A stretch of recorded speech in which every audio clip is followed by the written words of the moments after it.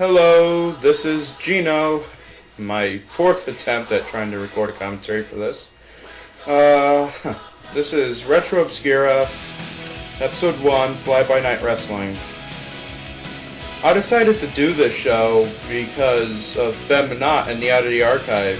It's one of my favorite shows on YouTube. I watch like every episode. And someday I would even love to do a collaboration with Ben, but I don't see that happening in the near distant future, as he, prefers to do stuff on his own, and he probably thinks of me as just a nobody. But I've been a big fan of his stuff ever since I saw the first episode, the Max Headroom incident. And he covers a lot of stuff that, perfectly describes me and stuff that I like. So I decided to do a show on stuff that he hadn't covered yet. Like today's topic, the 3G wrestling tapes. So that's why I decided to take them on myself. If he ever covers them, I'll be happy. But something tells me that that isn't something that he's going to be covering anytime soon. This episode was kind of like a disaster in the making. I tried to make it the best that I could, because it was unscripted, it was ad-libbed, and it really had its roots in Out of the Archive. Really, I mean, I'm really trying to be like Turkish Out of the Archive here. I'm really not being myself here. I mean, when I do episode 2, which, I'm not going to reveal what is going to be episode 2 as of yet, because I haven't made that episode yet, it will be far better than this. Certainly, it will be more prepared, and it will probably be a bit more gag-driven than information-driven. And now I'm talking about 3G home video here. I first became familiar with 3G home video when I was like a little kid. I think I was like around 4 or 5. And my sister went to school at the Thomas Jefferson Library in New Britain, so I figured, there was a library right next to it, so I was like, hey, might as well go to the library, see what they got. So I go in the library, and I was a big fan of the animated series and the books, the Maisie books, growing up. But I saw these VHS tapes, and I was like, wow, they look good. And I saw something that said Popeye on it, and I was like, what's Popeye? So I decided to rent it and take it home, and I started watching it, and I fell in love with the cartoons. And it was a tape put up by 3G Home Video, and it only had 2 cartoons on it because, those tapes were so cheaply put together. And I get the feeling that actual tape came from a set called Toontown, because I've seen that Toontown set, and it had labels similar to the ones on the tapes that I used to rent from the library, so I have a feeling it came from that set. And again, only 2 cartoons, and the quality wasn't the best, but I just loved it, I just loved seeing those cartoons. And then, years and years down the road, in like 2006, I started getting into pro wrestling.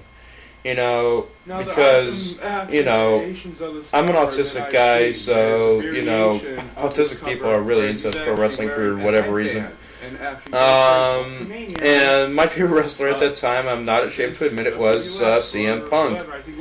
And, that's what I thought wrestling was. And then WWE Classics on Demand, started doing what they called their Stone Cold Freeview at the time. And they had a lot of cool stuff on there that I watched, since, again, I was a pro wrestling junkie at the time. So I saw a show, Legends of Wrestling, and they were talking about giants in professional wrestling, and I was seeing this guy named Andre, and I was like, wow, this guy's huge, and he's really, really good.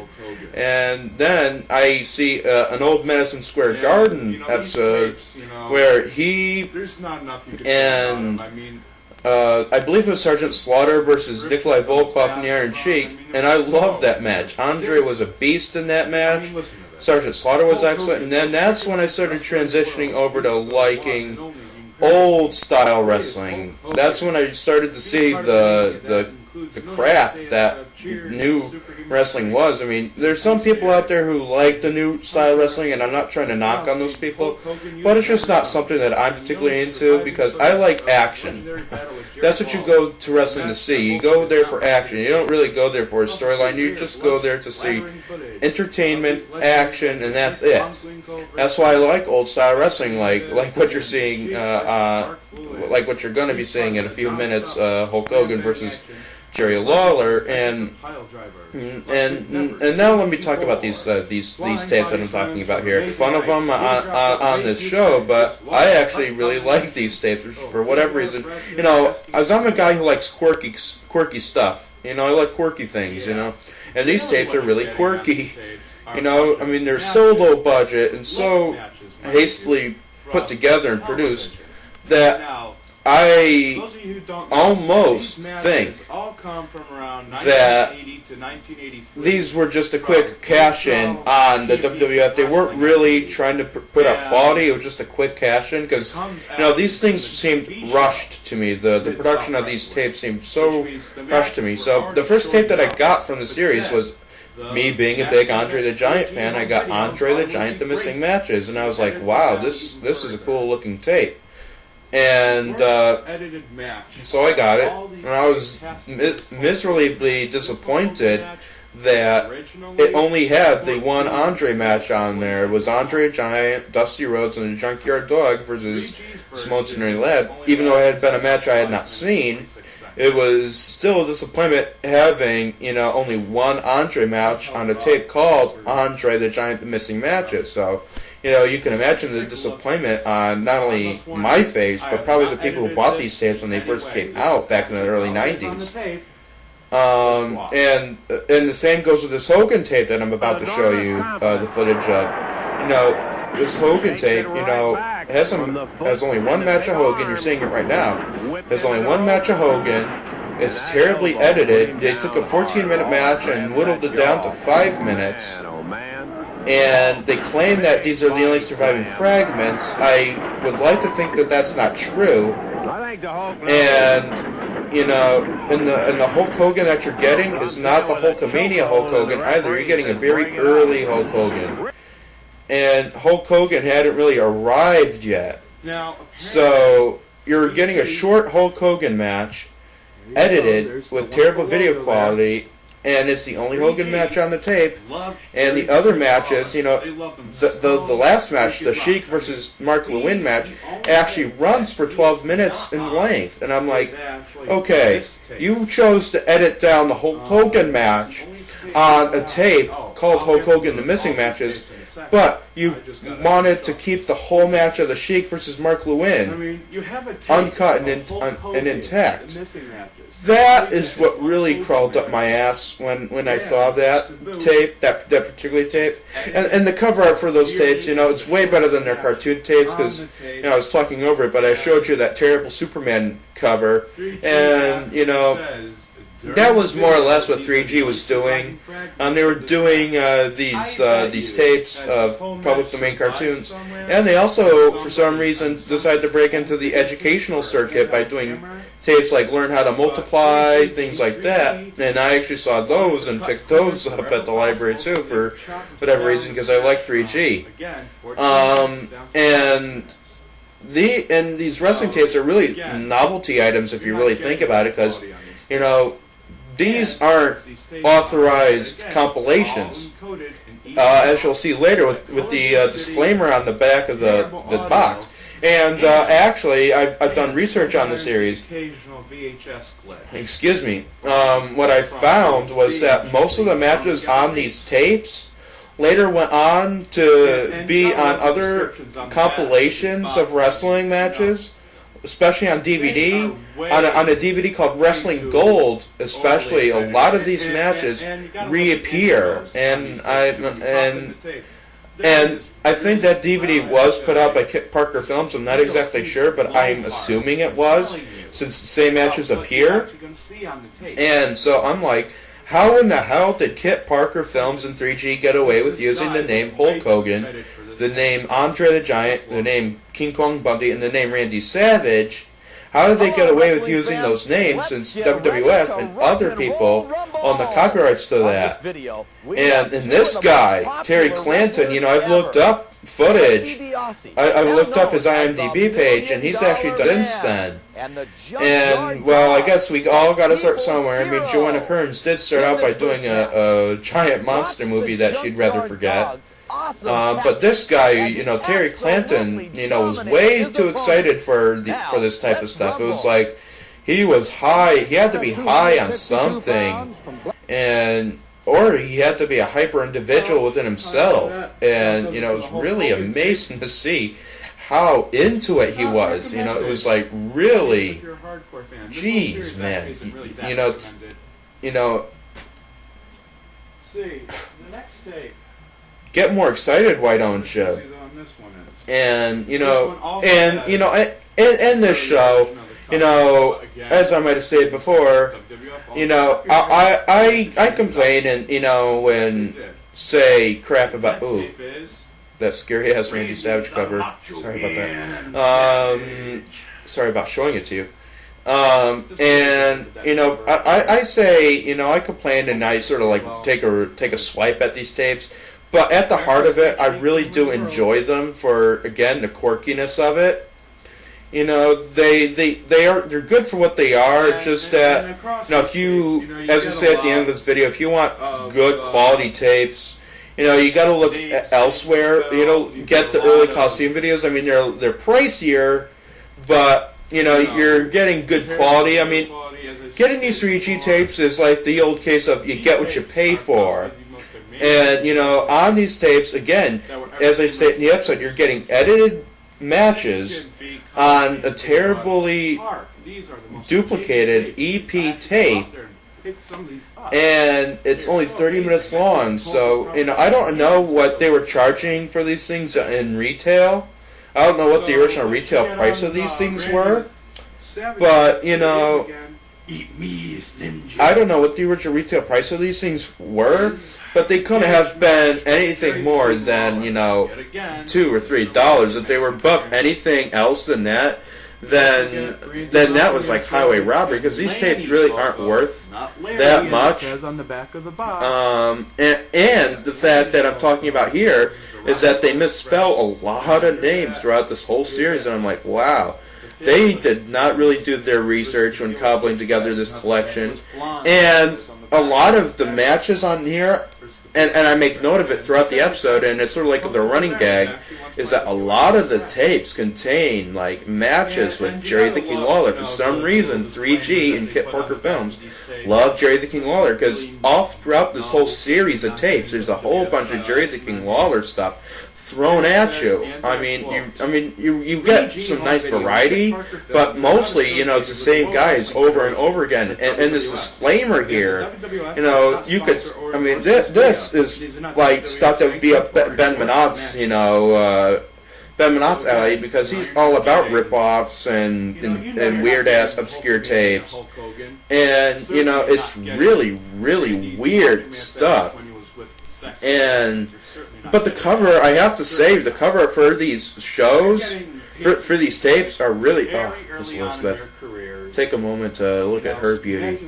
Anyway, getting back to the episode, and the tapes especially, the cover on these tapes is really, really good, albeit kind of creepy looking, but good for what it is. I would have never expected a company like 3G, who put out that awful Superman cover that I showed you earlier, to be putting out stuff with otherwise great cover art. The tapes themselves may not be great, but I wouldn't actually mind having the cover art to some of those, especially the Andre and Hogan ones, poster sized on my wall. They're really, really good. I'm surprised that 3G, didn't see that cover art, and because that cover art had potential to go somewhere.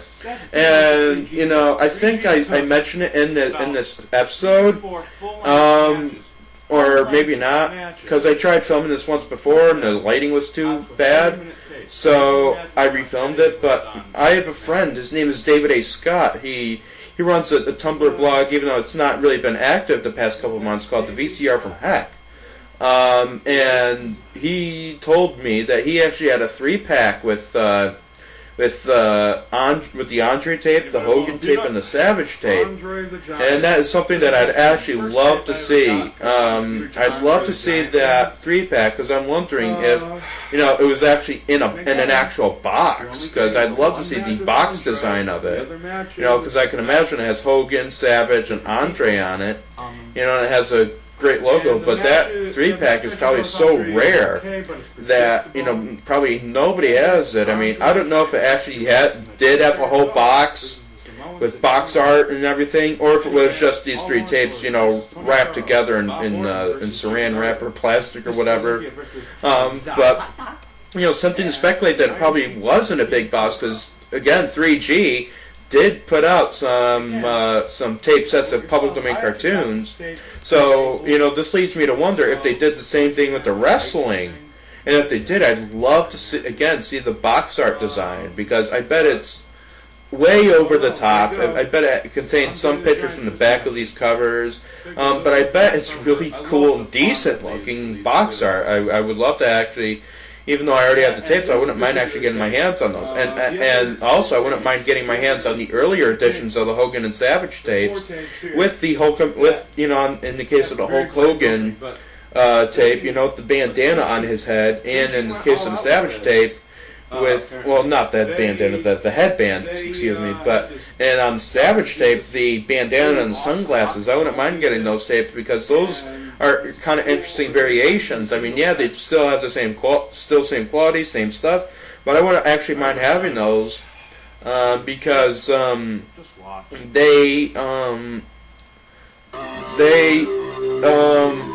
are really interesting tapes. And this opening here, I actually do like the music for this. Again, I'm riffing on it, but I actually like this music for this. I mean, it's like this music and watching this wrestling action. This is really nostalgic type stuff. I mean, and it's a shame that they didn't use this intro more. I mean, the only time that they used this intro was on 2 tapes: the Andre the Giant tape and the Rock and Roll Rumble tape. The other tapes contain, sort of like still frames with text all over them, and it's really cheap.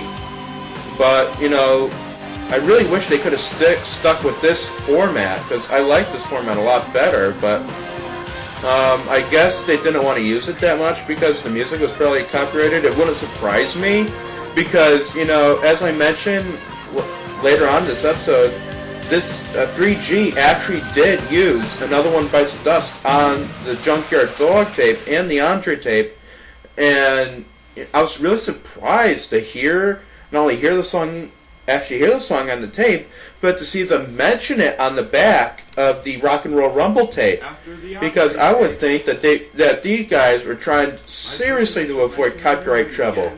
And I think, actually, it's these tapes that ultimately led to 3AG shutting down. Because after these tapes, I don't think they made anything else after that. All their cartoon tapes were made, like, in the early 90s, I think. I think that's why the World's Greatest Wrestling series had such a short run. Is because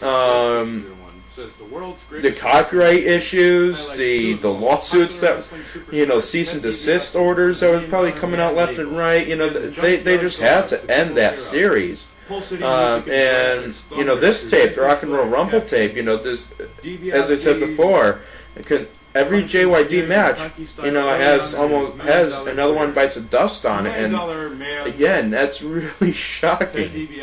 But looking back on it now, it's not as shocking as you would think, because 3G, all these public domain companies, they always tried to push the envelope a little bit. I mean, of course, Amvest Video probably was the biggest proponent of that, because of what they did earlier on with their audio fidelity records and the Happy Hamster stuff. But you wouldn't think. But looking back on it, these companies really were not professionals. They were more or less run out of somebody's like garage or something, or in a small little skyscraper, and they had like a suite or something. But these companies really weren't the nicest people to deal with, I gather, because they were like, screw copyrights, let's just do it, make our money, and you often wonder what that money went towards, because it certainly didn't go towards the production of these tapes, since it's so cheap.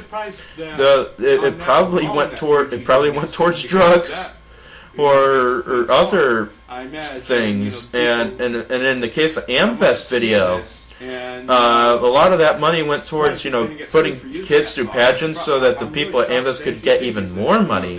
That was a big scheme, that the Happy Hamsters Kid Picks Club, that thing was a major scheme, and I have to wonder if 3G tried to do the same thing. Or since Amvest Video ended in around 1990, if some of the people who actually worked for Amvest went over to 3G, because these companies are very similar in nature. And this was around the same time that Disney was trying to get its stuff out of public domain. I mean, all throughout the 80s, you had these companies putting out tapes of Donald Duck and Mickey Mouse cartoons, of all things.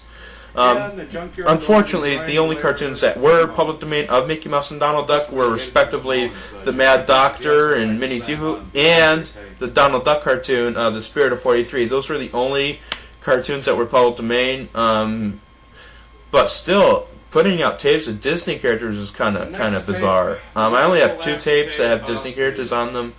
One I actually just acquired, but the public domain tapes are very fascinating to me. I mean, the things that they would put out, and that brings me to a topic that I might cover on Retro Obscura in the future, Madison Video.